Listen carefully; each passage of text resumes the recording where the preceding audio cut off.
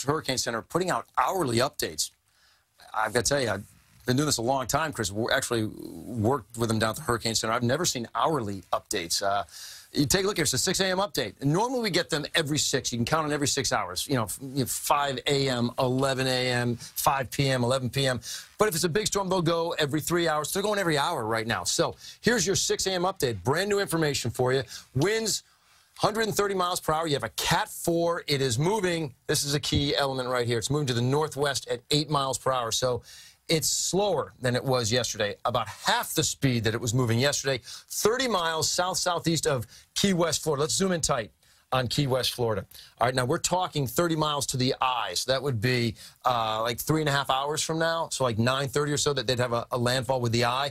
But let's measure this, Matt. I know you've got the controls of the computer. Let's measure the eye wall. That's the worst stuff. When do you get into those 130-mile-per-hour winds? Well, that's 13 miles away.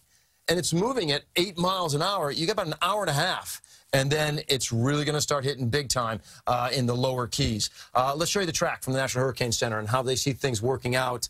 It's Cat 4 right now, and they have it pushing sort of over the Keys and right up the west coast of Florida. Now, is it onshore? Is it offshore?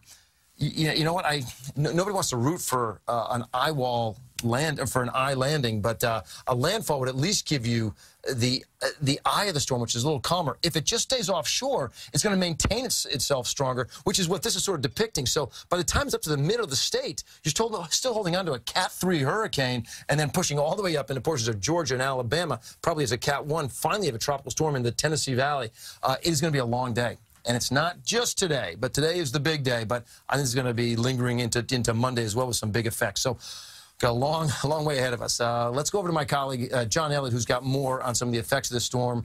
Storm surge is one of the biggies. Yeah, no, but, Lonnie, you talk about that eye wall, and if it does not make a landfall, then you're right at the razor's edge for the entire length of the state. So following up on what Lonnie was talking about, Futurecast, we can timestamp this for you. Now it's 2 o'clock in the afternoon. All the way into 2 o'clock in the afternoon, and we don't even see the worst of it in Fort Myers yet. Then you start to see the storm surge filling in. Now you're at 8:30 tonight. That's where you're going to see a potential landfall here. Still, it's a very powerful storm. If it goes inland, then you're going to be dealing with more storm surge south of Tampa. That's going to fill in. That's overnight tonight into tomorrow morning. It's as late as 8:30 tomorrow morning. You're still dealing with rain bands. Now you have that storm surge threat for Tampa all the way down to the Keys. And look at this, South Florida into South Carolina. You're going to be dealing with tropical storm force winds, if not hurricane force winds. More storm surge for Florida. And then you're going to see big issues in Atlanta, up into Chattanooga, possibly into Knoxville as well, and much of South Carolina. Not only seeing heavy rain, but the risk of severe weather will follow this all the way up, where you will see tornadoes spawned and lots of inland flooding in concert at the same time that you're dealing with storm surge issues. So, Vanessa, I mean, this is a big storm, and it's a multi-day storm, but the reports already coming in. They are, and we're just about an hour away from that outer eye wall affecting the Keys, but earlier this morning the reports were already pouring in. We saw a crazy video yesterday. Coast, Yes, it has been a very busy night. The reports, especially along the East Coast, as John mentioned, have been very impressive. Here we are in Key West. One of the reports, we're taking a look at hurricane force wind gust of 84 miles per hour. Again, the eye wall still a little bit more than an hour away from making landfall in the Keys. As we make our way up the eastern coast here, in and around Miami, a cluster of activity, those hurricane force wind gusts rolling on in, also tornado reports from last night. Here we are in Wilton Manors. There was a tornado reported.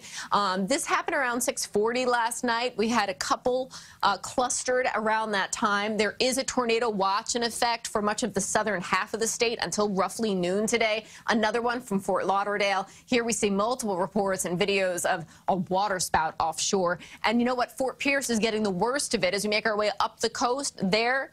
Well, they had nearly 10 inches of rain in just a few hours, so roadways completely flooded over. Again, this is the early portions of the effects of Irma as it continues to make its way toward Florida.